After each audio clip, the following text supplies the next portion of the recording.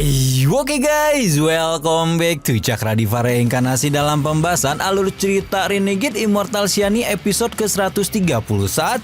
Seperti biasa kita review dulu pembahasan alur cerita episode sebelumnya di mana Wang Lin telah bertemu dengan Tanlang dan rombongan Sekte Pedang Daluo. Wang Lin bisa menangkap kalau sepertinya Tanlang dan murid-murid Ling Tianhuo ini tidak dalam hubungan baik dan akhirnya menawarkan diri untuk bekerja sama untuk mencari jalan keluar dari jurang pasang surut. Tanlang menerima tawaran itu bukan karena ingin membawa murid Sekte Pedang Daluo keluar dari jurang pasang surut, melainkan untuk mengorbankan mereka sebagai tumbal kabut ungu yang akhirnya akan membentuk token pasang surut. Wang Lin merebut token pasang surut dan hampir saja meninggalkan jurang kalau Tanlang tidak mengeluarkan berbagai harta surga bumi yang dia miliki, termasuk juga primordial keduanya yang ternyata berasal dari naga guntur kuno. Karena paham bahwa dia bukanlah tandingan naga guntur kuno, Wang Lin yang tidak punya pilihan lain pun dengan nekat berbalik dan masuk ke dalam lubang isap yang ada di kedalaman jurang pasang surut. Gimana cerita selanjutnya? Langsung aja kita terobos atuh. Wang Lin masuk ke dalam lubang isap bukannya tanpa alasan, di mana pemilik mutiara pembangkang surga itu tahu benar bahwa dia tidak akan bisa mengatasi naga guntur kuno yang dahulu dianggap sebagai utusan Tau surgawi untuk membawa petir surgawi kuno. Karena itulah Wang Lin berpikir untuk meminjam kekuatan jurang pasang surut, karena saat ini hanya tempat paling misterius di seluruh tanah roh iblis itulah yang bisa memberinya secercah harapan hidup. Naga guntur kuno tidak memahami maksud Wang Lin dan terus mengejar pemuda itu seperti mangsa sampai akhirnya dia merasakan daya isap dahsyat yang berasal dari lubang pasang surut di kedalaman jurang pasang surut. Untuk meminjam kekuatan lubang pasang surut pun Wang Lin tidak asal-asalan, karena dia ingat bahwa upayanya mengambil pedang kekayaan alias Juve meninggalkan sebuah celah retakan di dinding lubang, dan retakan itu bisa menjadi tempatnya untuk berlindung sementara waktu. Untungnya arus kekuatan isap lubang pasang surut memang tidak mempengaruhi bagian dalam retakan, dan tepat ketika sudah sampai di retakan tersebut, Wang Lin dapat melihat bahwa pada bagian yang lebih dalam dari lubang terdapat plafon batu dengan sebuah formasi teleportasi misterius di permukaannya. Wang Lin mengalihkan perhatian dari formasi teleportasi ketika naga guntur kehilangan separuh tubuhnya akibat daya isap dan berpikir bahwa ini adalah waktu yang tepat untuk melawannya karena dia udah menjadi naga buntung. Bahkan dalam keadaan bengek pun naga guntur masih memiliki kekuatan yang cukup untuk melukai jiwa primordialnya. Namun berkat tekanan yang tidak pernah berhenti dari lubang pasang surut, Wang Lin bisa menarik napas sejenak ketika tubuh besar naga guntur kuno kembali tersedot masuk ke dalam lubang maut. Kali ini Wang Lin yakin kalau naga kuno tidak memiliki banyak kekuatan tersisa, dan karena itulah dia memutuskan untuk menggunakan kemampuan pelahap jiwanya untuk memulihkan jiwa naga guntur kuno tersebut. Jiwa pelahap Wang Lin yang udah enggak pernah keluarin episode puluhan episode akhirnya muncul lagi dan langsung meraih naga guntur kuno dengan tangan sebelum menyerapnya. 1 tahun berlalu dalam sekejap mata setelah Wang Lin menyerap 1/5 dari kekuatan naga guntur kuno ke dalam tubuhnya. Meskipun baru 1/5, kekuatan itu sudah cukup untuk memberikan atribut petir pada jiwa primordial Wang Lin. Meski sebagai harganya Wang Lin dapat merasakan bahwa sekarang jiwa primordial itu tidak dapat meninggalkan tubuhnya sama sekali. Selama waktu ini juga otot-otot keemasan mulai menonjol di permukaan tubuh Wang Lin yang kemungkinan besar disebabkan karena pengaruh daya isap lubang pasang surut. Meski demikian Wang Lin dapat membaca bahwa lubang pasang surut benar-benar sebuah jalan buntu yang tidak bisa dia tinggalkan, dan karena itulah dia merasa tidak bisa tinggal lebih lama, seolah menunggu kematian di dalam keheningan begitu saja.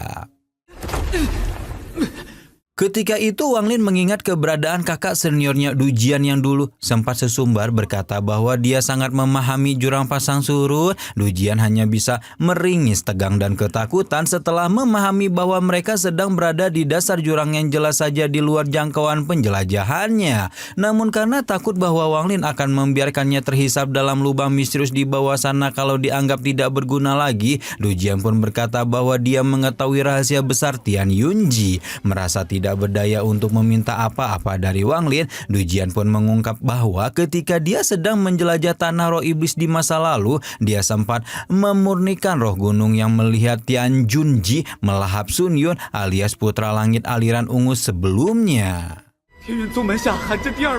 Awalnya Du Jian hanya mendengar sedikit desas-desus saja kalau Tian Yunji memiliki hobi untuk melahap murid-murid yang sudah mencapai langkah kedua demi menyempurnakan pemahamannya sendiri akan takdir langit. Namun setelah melihat ingatan roh gunung, Du Jian akhirnya sadar bahwa desas-desus yang dia dengar sama sekali bukan rumor semata. Dari ingatan roh gunung itu juga Du Jian melihat bahwa terdapat sebuah tanda janggal di antara alis Sun Yun yang sempat bersinar tepat beberapa saat sebelum dia dilahap oleh Tian Yunji.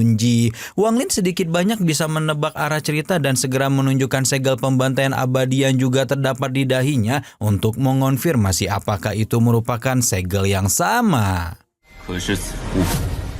Wang Lin menunjukkan ekspresi datar ketika sekarang segala tipu muslihat Tian Yunji menjadi jelas di matanya, di mana apa yang dia lihat ketika menerima warisan setan kuno tentang 1 juta untayan energi pembantaian merupakan masa depan yang akan dia terima apabila tidak melepaskan diri dari rencana jahat penguasa planet Tian Yun tersebut. Du Jian baru saja berpikir apakah ada cara baginya mencapai ranah ascendan dan melepaskan diri dari Wang Lin sebelum tiba-tiba saja orang yang dipikirkan memberi tawaran kepadanya untuk menerobos ranah ascendan. Tawaran ini tidak datang tiba-tiba karena Wang Lin berencana untuk mengubah Du Jian menjadi pengawal abadi alias Ujang Junje kayak BTTH itu si Shoyen sesuai teknik pemunian Kaisar Langit King Lin dengan kekuatan yang setidaknya mencapai ranah Yin dan Yang. Du Jian bertanya apakah kesadarannya akan tetap ada jika menjadi pengawal abadi, dan Wang Lin juga tidak mau berbohong ketika berkata bahwa pengawal abadi akan tunduk kepada tuannya secara penuh. Namun apabila dalam 1000 tahun ke depan Du Jian masih hidup, maka Wang Lin akan mengembalikan kesadaran serta kebebasannya sehingga bisa hidup seperti sedia kala. Du Jian merenung dalam hatinya sebelum kemudian menyadari bahwa saat ini dia tidak memiliki banyak pilihan dan memutuskan untuk menerima tawaran Wang Lin meski hal itu akan mempertaruhkan masa depannya sendiri. Sesuai dengan instruksi Wang Lin, Du Jian mulai melakukan terobosan menuju ranah ascendan dan hampir saja kehilangan kendali akan kekacauan ki di dalam tubuhnya kalau tidak menerima bantuan dari calon tuannya. Dengan bantuan Wang Lin, kekacauan ki asal itu bisa ditenangkan dan Du Jian pun berhasil menerobos ke ranah ascendan dengan aman sejahtera sentosa. Meskipun pondasi awal pengawal abadi sudah tersedia, tingkatnya masih sangat rendah sehingga Wang Lin pun meminjamkan kekuatan beberapa harta tingkat tinggi untuk meningkatkan kekuatan fisik Du Jian. Selain itu, Wang Lin juga menggunakan teknik raga ilusi jiwa untuk meningkatkan kekuatan Du Jian sehingga level pengawal abadi yang dia miliki bisa naik ke tingkat besi ke tingkat perunggu. Baru setelah Wang Lin menyelesaikan penyempurnaan tubuh fisik Du Jian, Wang Lin pun lanjut mengembangkan jiwa primordial hingga setengah tahun kemudian Du Jian pun secara resmi terlahir menjadi pengawal abadi dengan kekuatan setingkat ilusi Yin. Ngeri juga nih perubahan skin Du Jian pasca menjadi pengawal abadi. Nah, tapi penampilan garangnya ini nggak bisa kita lihat lama-lama karena Wang Lin menjadikannya sebagai pengawal bayangan yang sesuai namanya akan bersembunyi di balik bayangan Wang Lin. Oke, berhubung sekarang Wang Lin sudah memiliki pengawal abadi, peluangnya untuk melarikan diri dari lubang pasang surut meningkat menjadi 60%. Dan sekarang Wang Lin akan mempersiapkan kartu pelariannya yang lain, yaitu Ki Pedang Lin Tianhu yang setelah dia mendapatkan token pasang surut, Ki Pedang dari murid terakhir yang ditelan oleh kabut ungu pun turut jatuh ke tangannya. Sekarang Wang Lin memiliki total 7 Ki Pedang dan segera membentuk formasi pedang 7 bintang yang diperkuat dengan guntur surgawi sebagai uratnya. Namun pengawal abadi dari formasi pedang masih belum cukup untuk membawanya keluar dari lubang pasang surut sehingga Wang Lin move on ke kartu selanjutnya, yaitu pedang kekayaan alias Jufu yang memang belum sempat dia kaji rahasianya secara mendalam setelah didapatkan. Begitu menyelam ke jejak spiritual di pedang Jufu, Wang Lin langsung mendengar suara kuno yang menyebut kata Jan Luo, di mana Jan Luo sebagai inti teknik pedang Jufu akan bisa Wang Lin pahami apabila dia mengamati semua makhluk hidup. Beberapa lama menyelami rahasia pedang Jufu, Wang Lin pun mendapatkan pemahaman tentang Jian Luo yang ternyata berkaitan dengan kehendak penentang langit miliknya. Luo berarti jaring yang juga bisa diartikan sebagai takdir langit yang mengikat setiap makhluk di dunia ini, termasuk juga manusia. Seperti yang setiap kultivator pahami, setiap makhluk hidup terikat oleh aturan langit bumi sejak mereka lahir sampai akhirnya mati suatu saat nanti. Kenapa Jian Luo berkaitan dengan kehendak penentang langit? Karena Jian dalam Jian Luo artinya menebas, yang juga bisa dipahami sebagai sebuah cara untuk memutus aturan langit yang mengikat seseorang.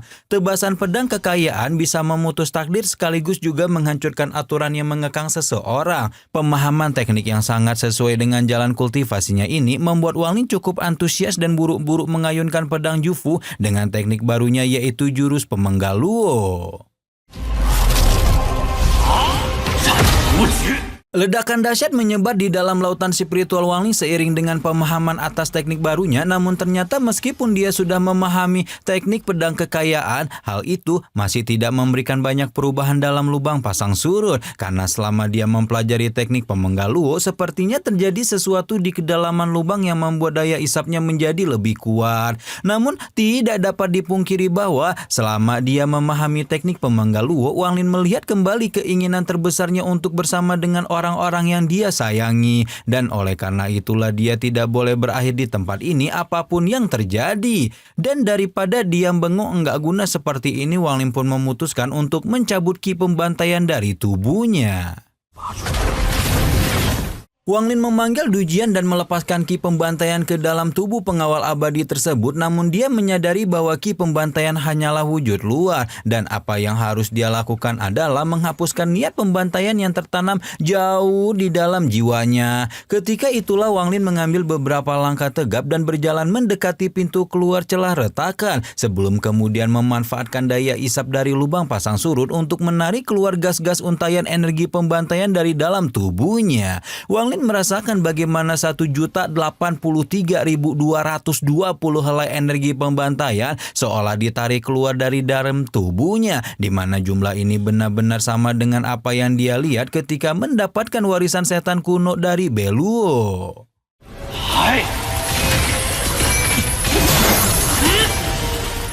Seiring berjalannya waktu, kekuatan isap di dalam retakan sudah tidak mampu lagi menarik ki pembantaian keluar dari tubuhnya, dan karena itulah Wang Lin berniat untuk pindah tempat ke plafon batu dengan formasi teleportasi misterius yang letaknya memang lebih dalam dibanding celah retakan ini. Wang Lin pun menerjunkan diri ke dalam terowongan isap mengerikan yang ada di hadapannya dan melepaskan formasi pedang 7 bintang sampai ke batasnya untuk menahan gempuran daya isap. Namun formasi pedang belum cukup sehingga Wang Lin memanggil pengawal abadinya Du Jian untuk membawanya naik ke plafon batu. Dengan dukungan kekuatan seorang ahli ranah ilusi Yin, Wang Lin pun berhasil nangkring di atas plafon batu dan segera menggunakan formasi pedang sekali lagi untuk melindungi dirinya. Wang Lin mengambil duduk lotus di tengah formasi pedang 7 bintang dan sekali lagi melepaskan kekuatan seni pembantaian abadi agar terhisap masuk ke dalam lubang pasang surut. Meskipun lubang pasang surut memang bisa menghisap ki pembantaian di tubuhnya, proses ini sangatlah menyakitkan sampai Wang Lin bisa merasakan betapa tulang, meridian, dan pembuluh darahnya seolah ikut terhisap bersama dengan ki pembantaian. Urat-urat di tubuhnya menonjol ketika raungan kesakitan tak kuasa ditahan dari mulut Wang Lin. Namun meskipun merasakan penderitaan yang luar biasa, hal itu masih tidak dapat dibandingkan dengan proyeksi masa depan apabila dia benar-benar dilahap oleh keserakahan Tian Yunji. Karena itulah Wang Lin berusaha sekuat tenaga untuk mempertahankan diri hingga akhirnya Wang Lin pun berhasil melenyapkan 1 juta energi pembantaian, di mana meskipun jumlah itu dahulu sudah begitu susah payah dia dapatkan, sekarang Wang Lin merasa sangat lega karena akhirnya bisa terbebas dari belenggu kelicikan Tian Yunji. Sementara itu, di luar tanah roh iblis, Ling Tianhuo merasa gelisah karena tanda jiwa murid-muridnya hampir seluruhnya hilang, padahal dia sudah memerintahkan Tan Lang untuk melindungi mereka. Yao Xinghai juga masih mengkhawatirkan keberadaan putri kesayangan keputusannya dan tepat ketika itulah Tian Yunji mengajukan permohonan kepada para petinggi planet untuk mempercepat waktu memasuki tanah roh iblis yang seharusnya masih akan dilakukan 10 tahun lagi. Di mana hal ini dilakukan karena Tian Yunji merasakan bagaimana Wang Lin telah menghancurkan segel pembantaian, dan karena situasi sudah menjadi seperti ini, pemimpin planet Tian Yunji itu tidak memiliki pilihan kecuali menghabisi muridnya tersebut.